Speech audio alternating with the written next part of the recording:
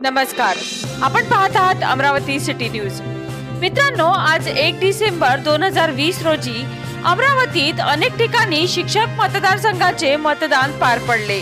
या मतदानासाठी अमरावती येथील जिल्हाधिकारी साहेब व आयुक्त साहेबांनी पूर्वतयारीच्या सर्व सूचना दिलेल्या होत्या, परंतु आज मतदान केंद्रावर मतदारांना अनेक असुविधांचा सामना करावा लागला। पाहूया यावर सविस्तर माहिती। पण त्या अगोदर तुम्ही जर अमरावती सिटी न्यूज चॅनलवर नवीन असाल तर फेसबुक पेजला फॉलो करा व यूट्यूब चॅनलला सबस्क्राइब करा। सोबतच बाजूला दिलेले बेल नोटिफिकेशन नक्की दाबा, जेणेकरून तुम्हाला अमरावती जिल्ह्याच्या बातम्या सर्वात पहिले पाहायला मिळेल। मित्रांनो, मंगळवारी 1 डिसेंबर रोजी शिक्षक मतदारसंघाच्या निवडणुकीसाठी मतदान पार पडले। अमरावती येथील अनेक मतदान केंद्रावर मतदारांनी गर्दी केली होती। गर्ल्स हायस्कूल, गोल्डन किड्स अशा अनेक ठिकाणी मतदारांची गर्दी पाहायला मिळाली, परंतु सर्वात जास्त गर्दी उर्दू गर्ल्स हायस्कूल येथे पाहायला मिळाली। अनेक शिक्षकांनी तेथे मतदानासाठी गर्दी केली होती, परंतु तेथे ज्या सुविधांबाबत आयुक्त साहेबांनी आदेश दिले होते त्यांचा अभाव पाहायला मिळाला।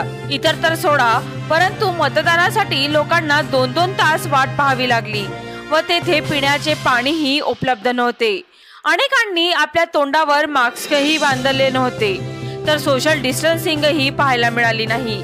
चला तर मित्रांनो, पाहूया अमरावती सिटी न्यूजच्या प्रतिनिधींनी घेतलेल्या तेथील अधिकारी व मतदातांच्या प्रतिक्रिया।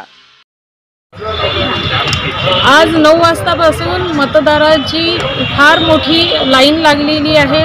या ठिकाणी जे उर्दू गर्ल्स स्कूल आहे तिथे खूप मोठ्या रांगा आहे, म्हणजे 2-2, 3-3 तास यांना मतदारांना लाईनमध्ये उभं राहावं लागत आहे। मी माननीय आयुक्त साहेबांकडे गेली आणि त्यांना सांगितलं की वोटिंग लवकर होत नाही, सोशल डिस्टन्सिंगमध्ये वोटिंग व्हायला पाहिजे होतं, पण तरीही गर्दी खूप मोठी होत आहे आणि बऱ्याच शिक्षकांमध्ये म्हणजे सगळ्यांमध्ये खूप दुरावस्था निर्माण झालेली आहे। आणि म्हणून आयुक्त साहेबांना सांगितलं, पण तरी अजून व्यवस्था झालेली नाही। बसायला बेंचेस नाही, पाणी नाही, शेवटी पाण्याच्या बॉटल्ससुद्धा आपण अवेलेबल करून दिल्या।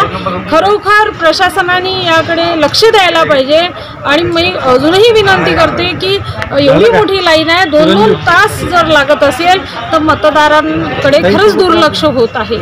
अंदाजे सध्या गर्दी किती लोकांची असायला पाहिजे असं त्यांनी सोशल डिस्टन्सिंगसाठी राऊंड पण केले होते, पण एका रूममध्ये जर 800 मतं असेल तर बरीच गर्दी वाढून जाते। 9 नंतर 10 नंतर तर मी पाहिलं की रांगा इतके मोठे वाढलेले आहे की एका व्यक्तीला 2-2 तास उभं राहावं लागत आहे। म्हणजे 50 वर्षाच्या वरती ज्या महिला आहे, पुरुष आहे, शिक्षक प्राध्यापक, त्यांना या गोष्टीचा खूप त्रास होतो आहे। आम्ही 4 मतदार केंद्र फिरून आलो, पण सगळ्यात जास्त गर्दी इथं दिसत आहे, त्याचं कारण काय असेल? मी आता पाहिलं गणेशदास राठीमध्ये कमी मतदान आहे, 65च आहे मतदान। भातकुली तहसीलमध्ये 63 मतदान आहे। या ठिकाणी या बूथवरच भरपूर जास्त मतदान आहे, त्यामुळे ही सगळी व्यवस्था व्यवस्थित केली नाही असं मला वाटून राहिलं। आणि 4 मतदान केंद्रावर जर सम प्रमाणात डिवाइड करायला। नमस्कार, मी डॉक्टर सोनल चांडक, श्रीमती केशरबाई लाहोटी महाविद्यालय अमरावती प्रोफेसर पदावर आहे। या ठिकाणी मी वोटिंग द्यायसाठी आलेली आहे शिक्षक मतदारसंघासाठी। आणि वास्तविक पाहता एवढ्या लांब लाईन्स लागलेल्या आहेत। सोशल डिस्टन्सिंग मेंटेन करण्याकरता जो रिक्वायर्ड स्टाफ आहे तो स्टाफसुद्धा इथे कुणीच दिसत नाही। आम्ही आमच्या मनानेच सगळं मेंटेन करत आहोत। सगळ्यात महत्त्वाचं म्हणजे रूम्स वाढवायला हव्या होतात, कारण एवढं प्रेफरन्शियल वोटिंग आहे, प्रत्येकाला भरपूर वोट्स टाकायचे असतात, सगळ्यांना प्रेफरन्स द्यायचे असतात आणि अशा वेळेला जर रूम्स वाढवले असते तर कदाचित चांगलं मॅनेजमेंट झालं असतं असं मला वाटते।